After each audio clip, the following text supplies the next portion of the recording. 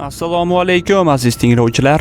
Sezganingizdek, muborak Ramazon oyi yakuniga yetib bormoqda va sanoqli kunlar qoldi. Eslatib o'taman, aynan shu oy munosabati bilan maxfiy VIP kanalimizga qo'shilish uchun maxsus chegirma qilingan. Avvallari kanalga kirish 50 ming so'm. Ramazon munosabati bilan esa 30 ming so'm etib belgilangan. Adashmadingiz. Atigi 30 ming so'm evaziga siz ham maxfiy VIP kanalimiz a'zolaridan biri bo'lishingiz mumkin. Ramazon tugagach, narx yana avvalgi holatiga 50 ming so'mga qaytadi. Hozirning o'zidayoq maxfiy VIP kanalimizda siz hali eshitmagan, hatto YouTube kanalimizga ham joylanmagan maxsus hikoyalar sizni kutmoqda. Ekranda ko'rib turganingiz 8 ta eksklyuziv hikoya aynan shu kanalda mavjud.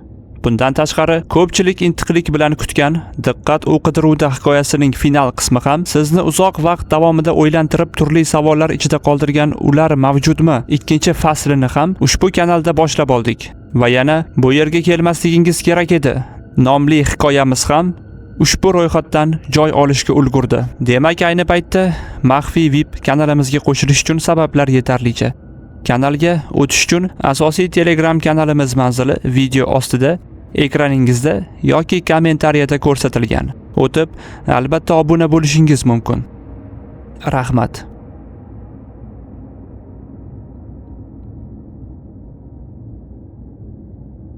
Hikoya Maftuna ismli qiz tilidan hikoya qilinadi. Mening ismim Maftuna. Men hozir sizlar bilan boshimdan o'tgan bir voqeani bo'lishmoqchiman. Balki o'zingizga qandaydir xulosa chiqarishingiz mumkindir. Bu voqea boshimdan o'tganiga bir necha yil bo'ldi. Shu vaqt ichida men boshqa shaharga ko'chib ulgurdim. Bo'lajak turmush o'rtog'imni uchratdim va boshim bilan ishga sho'ng'ib ketdim. Ammo o'sha hodisadan keyin menda bir muhim odat paydo bo'ldi. Men har kecha kirish eshigini albatta qulflayman. Keyin esa yana 3 marta qayta tekshiraman. Rostdan ham yopildimi deb. Balki bu kulgili tuyulishi mumkin, ammo hayratlanarlisi shundaki, ko'pchilik odamlar atrofida faqat yaxshi qo'shnilar yashaydi deb soddagina ishonib yurishadi va bu juda ham katta xato. Mening hikoyam bunga isbot bo'la oladi. Hammasi o'sha kechadan boshlandi. Meni qayerdandir yaqin joydan eshitilgan shubhali tovush uyg'otib yubordi. Go'yo kimdir tasodifan oyog'i bilan tumbichkaga urilgandek yoki eshik romiga tegib ketgandek edi.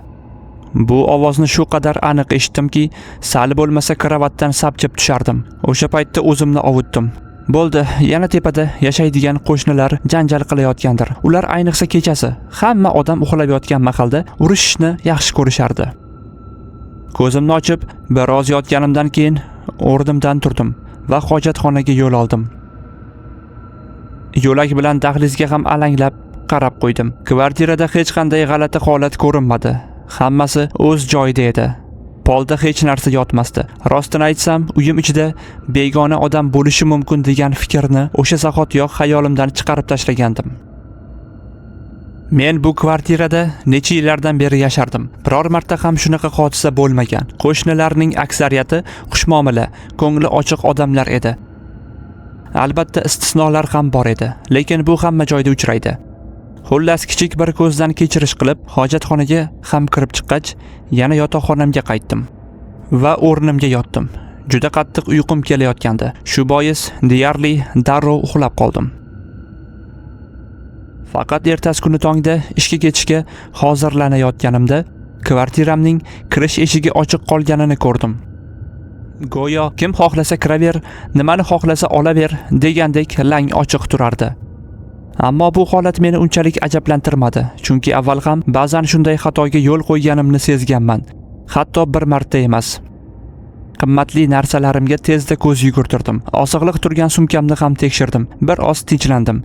Hammasi joyida edi. Hech narsa yo'qolmagan, uyda begona odam bo'lganidan darak beradigan biror iz ham yo'q edi. O'zimni shu qadar beparvo bo'lganim uchun koyib qo'ydim. Keyin odatdagi ertalabki ishlarimni tugatib, tez orada uydan chiqib ishga ketdim. Birinchi hafta davomida hech qanday g'alati hodisa yuz bermadi. Men odatdagidek shahar markazidagi ofisimga qatnardim. Ba'zida dugonalarim bilan uchrashardim yoki uyda o'tirib YouTube tomosha qilardim. Ammo birgina voqea hammasini ostin-ustun qilib yubordi. Bir kun ishda kech qolib ketdim. Adashmasam payshanba kuni edi. O'zimning vazifalarimni bajarib bo'lganimdan keyin rahbarlar almashinuvi tugashi bilan hamma tarqaldi. Men esa kechgacha qolib, tushgan vazifalarni tartibga solishga majbur bo'ldim. Taxminan kechki soat 11larda ishdan chiqdim. Tashqarida allaqachon qorong'i tushgan. Na ko'chada, na jamoat transportida deyarli odam qolmagandi. Men odatda uyga metroda qaytardim. O'sha kuni ham shunday bo'ldi. Yo'l bo'yi ichimda nimadir g'ashlik sezilib turardi. Menga go'yo kimdir kuzatayotgandek tuyulardi. Holbuki atrofimda hech kim ko'rinmasdi. Faqat ba'zan avtomobillar shasse bo'ylab o'tib, uylarning uxlab yotgan derazalarini faralari bilan yoritib ketardi. Bu bezovtalik faqat metroga tushganimda biroz bosildi. U yerda meni nazoratchilar va bir guruh politsiyachilar kutib oldi. Ko'chadagidek qo'rqinchli emasdi. Nihoyat yengil nafas olib, sal bo'lsa-da bo'shashdim. Ko'p o'tmay eskalatordan tushdim. Platforma chetiga bordim va poyezdni kuta boshladim. Bu vaqtda bekatda odam ko'p emasdi. Aniqrog'i 5-6 kishi bor edi, xolos. Ularning barchasi bir-biridan ancha uzoqroqda turardi. Go'yo uyidan zo'rg'a chiqarilgan, ishga borishga majbur bo'lgan introvertlarga o'xshardi. Hammasi. Faqat bittasidan tashqari. Qora balaxon kiygan, jinsi shimli, boshida kapishonli uzun bo'yli bir erkak mendan taxminan 10 metrcha narida turar, qayoqqadir oldinga qarab qotib qolgandi. Yuzi ko'rinmasdi. Biz platformada turgan paytda ham, poyezdga ham, chiqqanimizda ham.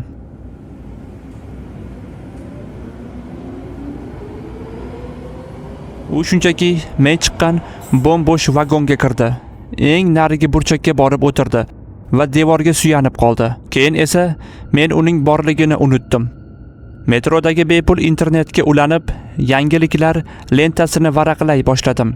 Necha bekat shu tariqa o'tganini aniq eslay olmayman, lekin bir lahzada telefonimga kutilmaganda ijtimoiy tarmoqdagi akkauntimga do'stlik so'rovi kelganini juda yaxshi eslayman. Uni yuborgan akkaunt juda shubhali edi. Do'stlari yo'q, surati yo'q, yuzini ko'rsatadigan hech narsa yo'q. Hatto normal shaxsiy ma'lumot ham yo'q. Profilida faqat qora fondagi oq smaylik rasmi va inglizchadagi g'alati bir nik bor edi. Uni afsuski eslab qolmaganman. Balki unda ham alohida ma'no bo'lmagandir. Bunday soxta akkauntlar juda ko'p bo'ladi. Ammo bu akkaunt meni nimadir bilan qiziqtirdi. Do'stlik so'roviga bir xabar ham qo'shib yuborilgan ekan. Salom, ishlaring qalay? Buni o'qib, eski tanishlarimdan kimdir menga yozgan bo'lsa kerak, deb o'yladim. Va unga javob yozdim. Salom, biz tanishmizmi? Senda na surat bor, na do'stlar. Kimligingni tushuna olmayapman. U javob berdi. Men kimmanmi? Yaxshi savol.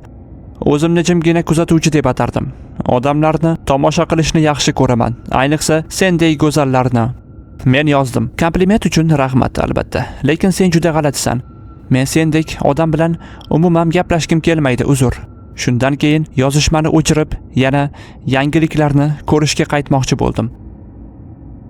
Ammo o'sha notanish akkauntdan yana xabar keldi.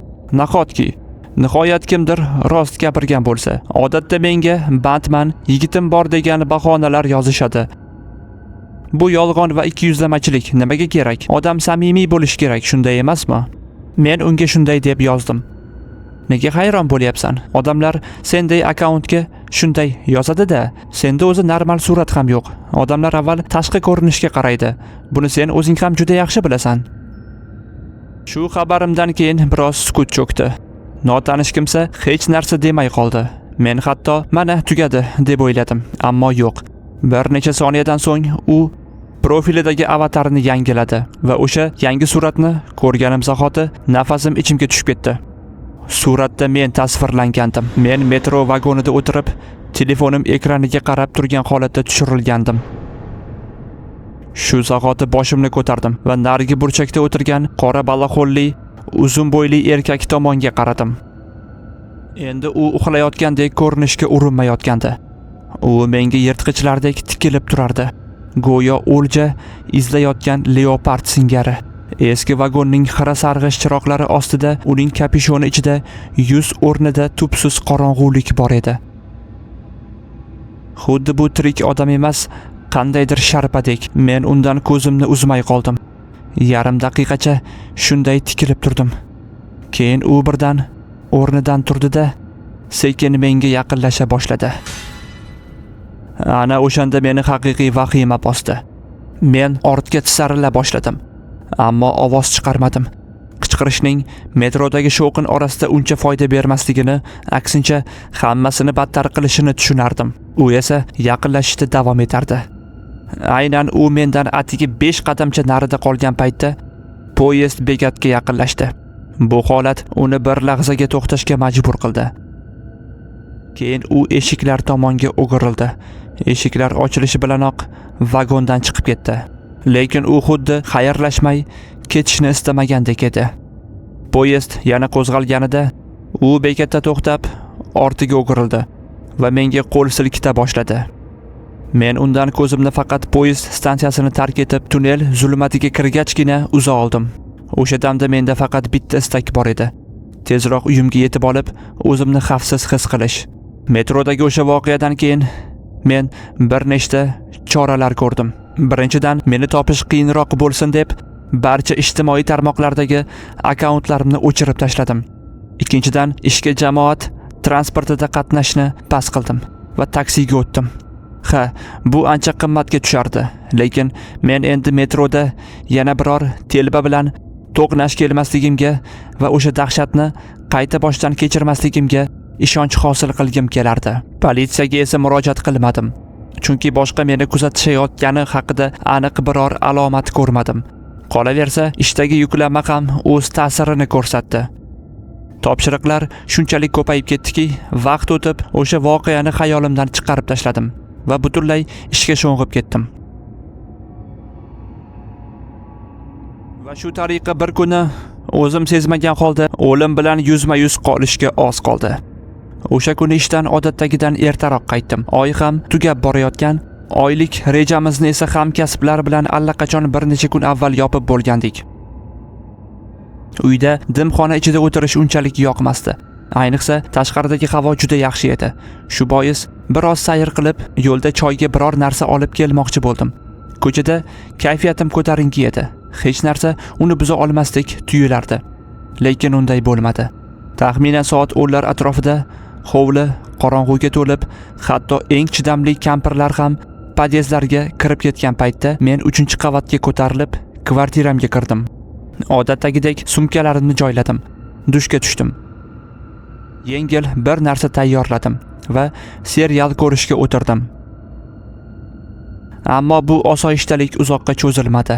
Oradan 20-30 daqiqa o'tgach, telefonimga notanish raqamdan SMS keldi. Uni o'qiganim zahoti qo'rquvdan qotib qoldim. Salom, men ham biroz sayrga chiqishga qaror qildim. Tasavvur qil, seni uchratib qoldim. Qanday tasodif-a? Xabardan keyin notanish kishi yana bir surat yubordi. Unda men tasvirlangandim. Men o'zimning podyezimga qarab ketayotganim aks etgandi. Yuragim aqldan ozgandek urib ketdi. Metrodagi o'sha voqea darrov yodimga tushdi va vahima yana qaytib keldi. Men divandan otilib turdim-da, deraza oldiga yugurdim va hovliga qaradim. Ko'chada deyarli hech kim yo'q edi. Faqat ba'zan o'tib ketayotgan tasodifiy yo'lovchilar ko'rinardi xolos. Shubhali hech narsa ko'rinmasdi. Lekin bu meni tinchlantirmadi. Men darrov javob yozdim. Meni raqamimni qayerdan olding? Nega ortimdan yuribsan? Sendan menga nima kerak? Yana bir necha daqiqa sukut saqladi. So'ng telefonim yana titradi. Bilasanmi, o'lja bilan ovchi o'rtasidagi farq nimada? Ovchi o'ldirishni xohlaydi va buni uddalay oladi. O'lja esa yashirinib olib, o'z iniga kirib olsa, shu bilan taqdirdan qutulaman deb o'ylaydi. Ammo bu dahshatli yangilishuv. Qoidalarni doim ovchi belgilaydi, o'lja emas. Ayniqsa o'zining mitti kvartirasiga yashirinib olgan o'ljadek. Men aynan ochiq deraza oldida turib bu xabarni o'qiyotgandim. O'sha satrlarni ko'rganimda qanday titrab ketganimni tasavvur ham qila olmaysiz. Ayniqsa oxirgi jumla. Men birdan angladim. U shu vaqtning o'zida meni kuzatayotgandi. U men deraza oldida turganimni, qorong'i hovlida uni izlayotganimni ko'rib turardi va bularning hammasini meni yanada ko'proq qo'rqitish uchun ataylab qilayotgandi. Tan olishim kerak, u bunga erishdi. Men unga yozdim. Hozirning o'zida politsiya chaqiraman va senga ariza yozaman. Haroma, o'shalar senga aql kiritadi. Javob esa sovuqqon edi. Shu yordam beradi deb o'ylaysanmi? Xo'sh, politsiya keladi, sen bilan gaplashadi. Keyinchi, menda yuzim tushgan surat bormi senda? Yoki mendan qolgan boshqa dalil? Keling, ochiq gaplashaylik. Sen men haqimda hech narsani bilmaysan. Men esa sen haqingda yetarlicha narsani bilaman. Qayerda yashashingni, qanday ko'rinishingni, ishga nechida borib, nechida qaytishingni bilaman. Hattoki telefon raqaming ham menda bor va buning hammasi sening beparvoliging tufayli. Men esa titrab javob yozdim. Nima demoqchisan? Aynan shu joyda miyam go'yo uzilib ketgandek bo'ldi. Men birdan politsiyani ham, ekranning narigi tomonida haqiqiy ta'qibchi bilan gaplashayotganimni ham unutdim.